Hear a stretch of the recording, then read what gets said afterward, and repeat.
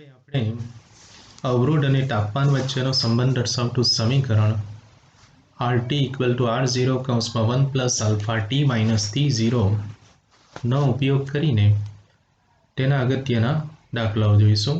એમાં પહેલા ઉદાહરણ 3 જોઈએ. એક ઇલેક્ટ્રિક ટોસ્ટરમાં ગરમ કરવા માટે નિક્રોમના તારનો ઉપયોગ થાય છે.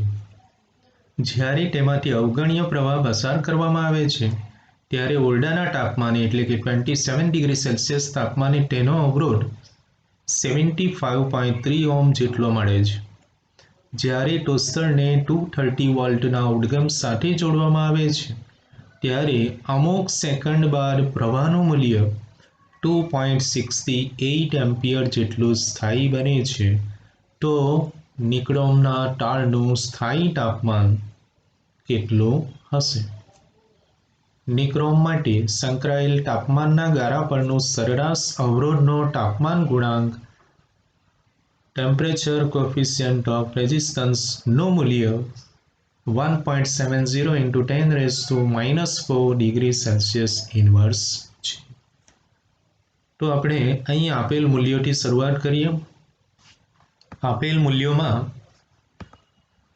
ઓરડાનું તાપમાન T1 = 27 ડિગ્રી સેલ્સિયસ. એ ઓરડાના તાપમાને અવરોધ R1 = 75.3 ઓહ્મ. સ્થાયી તાપમાન T2 આપણે શોધવાનું છે અને સ્થાયી તાપમાને અવરોધ R = V/I પરથી V બરાબર 230 વોલ્ટ, પ્રવાહ I = 2.68, તો R2 આપણને મળશે 85.8 ઓહ્મ અને અવરોધનો તાપમાન ગુણાંક આલ્ફા = 1.70 × 10⁻⁻4 ડિગ્રી સેલ્સિયસ ઇન્વર્સ આપેલ છે. તો હવે અવરોધ અને તાપમાન વચ્ચેનો સંબંધ દર્શાવતું સમીકરણ R2 = R1 times 1 plus alpha T2 minus T1 પરથી અહીં આપણે સ્થાયી તાપમાન T2 શોધવાનું છે. તો T2 ને સૂત્રનો કરતા બનાવવા માટે સાદુરૂપ આપીએ. R2 = R1 plus R1 alpha કૌંસમાં T2 માઇનસ T1 માટે R2 minus R1 = R1 alpha T2 minus T1 માટે T2 minus T1 = R2 minus R1 upon R1 alpha. આપણે શોધવાનું છે T2. તો T2 = R2 minus R1 upon R1 alpha plus T1. મૂલ્યો મૂકી દઈએ. R2 = 85.8, R1 = 75.3 divided by R1 75.3 into alpha 1.70 × 10⁻⁻4 plus T1 ઓરડાનું તાપમાન 27 degree Celsius. ગણતરી કરતા 820 પ્લસ 27 ડિગ્રી સેલ્સિયસ એટલે મળે છે સ્થાયી તાપમાન T2 = 847 ડિગ્રી સેલ્સિયસ. મિત્રો, આ દાખલો પરીક્ષાની દ્રષ્ટિએ ખૂબ જ અગત્યનો. બીજા આપણે 4 દાખલા જોઈશું એટલે ટોટલ 5માંથી કોઈ પણ એક બોર્ડની પરીક્ષામાં ફરજિયાત પૂછાય છે. માટે બરાબર ધ્યાનથી આપણે આ દાખલા સમજવાનો પ્રયત્ન કરીશું. બીજો એના પછીનું ઉદાહરણ જોઈએ. ઉદાહરણ 3.4 રકમ જોઈએ. પ્લેટિનમ અવરોધ ધરાવતા થર્મોમીટરમાં રહેલા પ્લેટિનમ તારનો અવરોધ બરફના તાપમાને એટલે કે 0 ડિગ્રી સેલ્સિયસ તાપમાને 5 ઓહ્મ અને વરાળના તાપમાને એટલે કે 100 ડિગ્રી સેલ્સિયસ તાપમાને 5.23 ઓહ્મ છે. જ્યારે થર્મોમીટરને હોટ બાથમાં ડુબાડવામાં આવે છે ત્યારે પ્લેટિનમ તારનો અવરોધ 5.795 ઓહ્મ મળે છે. તો બાથનું તાપમાન ગણો. તો અહીં પણ આપેલ મૂલ્યોમાં બરફના તાપમાને એટલે કે 0 ડિગ્રી સેલ્સિયસ તાપમાને અવરોધ 5 ohm, R0 equal to 5 ohm. વરાળના તાપમાને એટલે કે 100 ડિગ્રી સેલ્સિયસ તાપમાને અવરોધ R100 equal to 5.23 ohm. Hot બાથનું તાપમાન T ડિગ્રી સેલ્સિયસ ગણીએ તો એ તાપમાને અવરોધ આપી દીધો છે 5.795 ઓહ્મ. તો એ બાથનું તાપમાન T આપણે શોધવાનું છે. તો અહીં પણ અવરોધ અને તાપમાન વચ્ચેનો સંબંધ દર્શાવતું સમીકરણ RT ઇક્વલ ટુ R0 કૌંસમાં 1 plus alpha T minus T0 નો ઉપયોગ કરીને T શોધવાનો પ્રયત્ન કરીશું. તો પહેલાં આપણે Tને સૂત્રનો કરતા બનાવીએ, સાદુરૂપ આપીએ. RT equal to R0 plus R0 alpha કૌંસમાં T માઇનસ T0 માટે RT minus R0 equal to R0 alpha T minus T0 equal to 0 માટે RT minus R0 equal to R0 alpha T. સમીકરણ 1. તે જ રીતે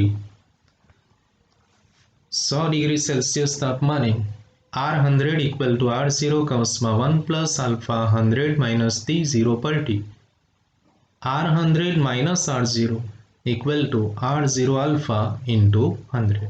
સમીકરણ 2. આ રીતે સમીકરણ 1 અને સમીકરણ 2 નો ગુણોત્તર લેતા RT minus R0 upon R100 minus R0 equal to R0 alpha T upon R0 alpha 100 એટલે R0 alpha અંશ અને છેદમાંથી નીકળી જશે માટે જમણી બાજુ મળશે T upon 100.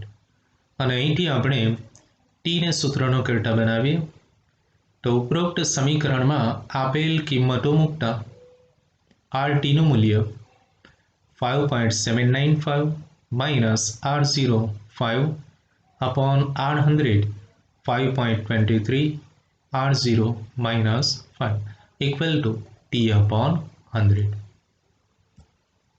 માટે 5.795 minus 5 equal to 0.095 અને 5.23 minus 5 equal to 0.23 equal to T upon 100 માટે T upon 100 equal to આ બેનો ગુણોત્તર 3.4565 માટે T equal to 3.4565 into 100 equal to 345.65 degree Celsius. આ રીતે બાથનું તાપમાન આપણને કેટલું મળે છે? T equal to 345.65 degree Celsius. બરાબર. આ ઉદાહરણ પણ પરીક્ષાની દ્રષ્ટિએ ખૂબ જ અગત્યનું. વિદ્યાર્થી મિત્રો, હવે આપણે સ્વાધ્યાયના દાખલા જોઈશું. સ્વાધ્યાયના 3 દાખલા જોઈશું આપણે. પહેલાં જોઈએ આપણે 3.5. એક ગરમ કરવા વપરાતા ઘટક તારનો ઓરડાના તાપમાને T1 તાપમાને એટલે કે 27.0 ડિગ્રી સેલ્સિયસ તાપમાને અવરોધ R1 100 ઓહ્મ છે. જો અવરોધકના દ્રવ્યની અવરોધકતાનો તાપમાન ગુણાંક એટલે આલ્ફાનું મૂલ્ય 1.70 into 10⁻⁻4 ડિગ્રી સેલ્સિયસ ઇન્વર્સ આપેલ હોય તો તારનો અવરોધ R2 ઇક્વલ ટુ 117 ઓહ્મ થાય ત્યારે તારનું તાપમાન T2 શોધવાનું છે. તો અહીં પણ અવરોધ અને તાર વચ્ચેના સંબંધ દર્શાવતું સમીકરણ નો આપણે ઉપયોગ કરીશું. આપેલ મૂલ્યોમાં ઓરડાનું તાપમાન T1 27 ડિગ્રી સેલ્સિયસ અને એ તાપમાને અવરોધ R1 100 ઓહ્મ. અવરોધનો તાપમાન ગુણાંક alpha 1.70 into 10⁻⁻4 degree Celsius inverse. જ્યારે તારનો અવરોધ R2 ઇક્વલ ટુ 117 ઓહ્મ થાય ત્યારે તાપમાન T2 શોધવાનું છે. તો અવરોધ અને તાપમાન વચ્ચેનો સંબંધ દર્શાવતું સમીકરણ R2 equal to R1 times 1 plus alpha T2 minus T1 પરથી R2 equal to R1 plus R1 alpha કૌંસમાં T2 માઇનસ T1 માટે R2 માઇનસ R1 ને આપણે ડાબી બાજુ લઈ જઈએ. R2 minus R1 equal to R1 alpha કૌંસમાં T2 minus T1. T2 minus T1 ને સૂત્રનો કરતા બનાવીએ તો T2 minus T1 equal to R2 minus R1 upon R1 alpha માટે તાપમાન T2 equal two R2 minus R1 upon R1 alpha plus T1 ને જમણી બાજુ લઈ જાવીએ એટલે પ્લસ T1. હવે આપેલ મૂલ્યો મૂકી દઈએ તો અહીં આપેલ મૂલ્યોમાં R2 નું મૂલ્ય 117 minus R1 100 divide by R1 આલ્ફામાં R1 100 અને alpha 1.70 into 10 raised to minus 4 plus તાપમાન T1 27 ડિગ્રી સેલ્સિયસ. સાદુરૂપ આપીએ તો T2 equal two 1000 plus 27 equal to 1027 degree Celsius 1027 degree Celsius મળશે. બરાબર. આ દાખલો પણ આપણે પરીક્ષા માટે તૈયાર રાખીશું.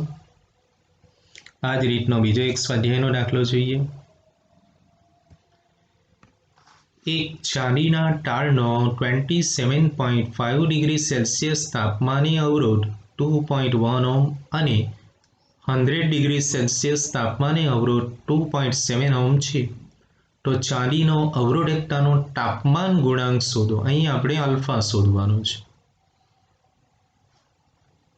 તો આપેલ મૂલ્યોમાં ચાંદીના તારનો T1 બરાબર 21.5 ડિગ્રી સેલ્સિયસ તાપમાને અવરોધ R1 2.1 ઓહ્મ અને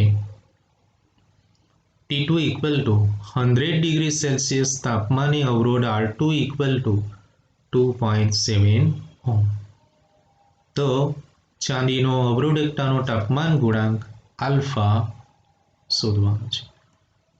તાપમાન અને અવરોધ વચ્ચેનો સંબંધ દર્શાવતું સમીકરણ R2 equal to R1 times 1 plus alpha T2 minus T1 પર T.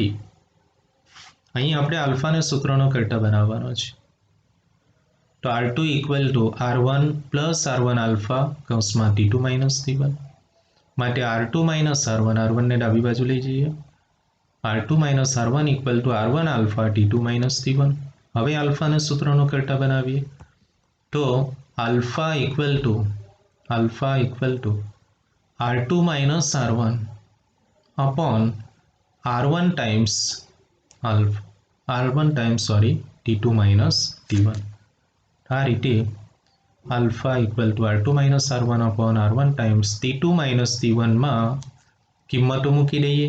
R2 2.7 ohm, R1 2.1 ohm છેદમાં R1 2.1, તાપમાન T2 100, તાપમાન T1 27.5.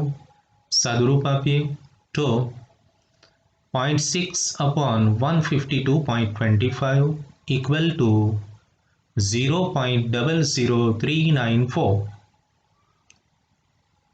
equal to 3.94. 3 પોઈન્ટ જમણી બાજુ ખસી જઈએ, સંખ્યા 1 કરતાં નાની છે તો 3.94 into 10 raised to minus 3 degree Celsius inverse. આ રીતે અવરોધકતાનો તાપમાન ગુણાંક આપણે શોધી શકીએ. આપણે સ્વાધ્યાયનો 3.8 એક્ઝામ્પલ જોઈએ. નિક્રોમના બનેલા એક ગરમ કરવાના તારને 230 વોલ્ટના ઉદ્ગમ સાથે જોડતા પ્રારંભમાં તે 3.2 એમ્પિયર પ્રવાહ ખેંચે છે કે જે અમુક સેકન્ડ બાદ 2.8 એમ્પિયર જેટલું સ્થાયી થાય છે. જો ઓરડાનું તાપમાન 27 ડિગ્રી સેલ્સિયસ જેટલું હોય તો ગરમ કરતા તારનું સ્થાયી તાપમાન કેટલું હશે? સંકળાયેલ તાપમાનના ગાળા માટે નિક્રોમના અવરોધના તાપમાન ગુણાંકનું સરેરાશ મૂલ્ય 1.70 into 10 raised to minus 4 degree Celsius inverse છે. આ દાખલો પણ આપણે અવરોધ અને તાપમાન વચ્ચેનો સંબંધ દર્શાવતું સૂત્રનો ઉપયોગ કરીને ગણીશું. તો આપેલ મૂલ્યોમાં ઉદ્ગમનો વોલ્ટેજ V બરાબર 230 વોલ્ટ, પ્રારંભમાં વિદ્યુત પ્રવાહ I1 ઇક્વલ ટુ 3.2 એમ્પિયર, અમુક સેકન્ડ બાદ વિદ્યુત પ્રવાહ I2 બરાબર 2.8 એમ્પિયર જેટલો સ્થાયી બને છે. ઓરડાનું તાપમાન T1 બરાબર 27 ડિગ્રી સેલ્સિયસ, તો તાપમાન T2 સ્થાયી તાપમાન T2 કેટલું? અહીં અવરોધકતાનો તાપમાન ગુણાંક 1.70 × 10⁻⁴ ડિગ્રી સેલ્સિયસ. હવે અહીં R1 અને R2ના મૂલ્યો આપ્યા નથી, તો અહીં આપણે I1 અને I2 પરથી I1 અને I2ના મૂલ્યો પરથી R1 અને R2 આપણે શોધીશું. ઓરડાના તાપમાને અવરોધ R1 equal to V upon I1, V બરાબર 230 અને I1 બરાબર 3.2, એટલે R1 ઇક્વલ ટુ 71.875 ઓહ્મ. તે જ રીતે સ્થાયી સ્થિતિમાં અવરોધ R2 equal to V upon I2, V બરાબર 230 વોલ્ટ અને I2 બરાબર 2.8 એમ્પિયર, માટે R2 ઇક્વલ ટુ 82.143 ઓહ્મ. આ રીતે શરૂઆતમાં R1 અને R2ના મૂલ્યો મૂકીને હવે અવરોધ અને તાપમાન વચ્ચેનો સંબંધ દર્શાવતું સૂત્ર R2 બરાબર R1 ટાઈમ્સ કૌંસમાં 1 plus alpha T2 minus T1 પરથી અહીં આપણે T2 શોધવાનું છે, તો T2ને સૂત્રનો કરતા બનાવીશું. તો T2 minus T1 equal to R2 minus R1 upon R1 alpha, માટે T2 equal two R2 minus R1 upon R1 alpha plus T1. મૂલ્યો મૂકી દઈએ. R2 બરાબર 82.143 ઓહ્મ, R1 બરાબર 71.875 ઓહ્મ, ડિવાઈડ બાય R1 આલ્ફામાં R1નું મૂલ્ય 71.875 ohm into alpha 1.70 into 10⁻⁴ plus T1 બરાબર 27 degree Celsius. ગણતરી કરીએ તો T2 બરાબર 10.268 divide by 0.01222 plus 27 degree Celsius equal to 840.26 plus 27, માટે T2 equal to 867.26 degree Celsius. Rounding off કરીએ તો પણ T2 equal two 867 degree Celsius મળશે. તો આ રીતે આજના 5 એક્ઝામ્પલ આપણે જે જોયા એ 5 પરીક્ષાની દ્રષ્ટિએ ખૂબ જ અગત્યના છે. 5માંથી કમ્પલસરી એક દાખલો બોર્ડની પરીક્ષામાં પૂછાય છે, માટે આપણે વ્યવસ્થિત રીતે આ એક્ઝામ્પલ તૈયાર કરીશું.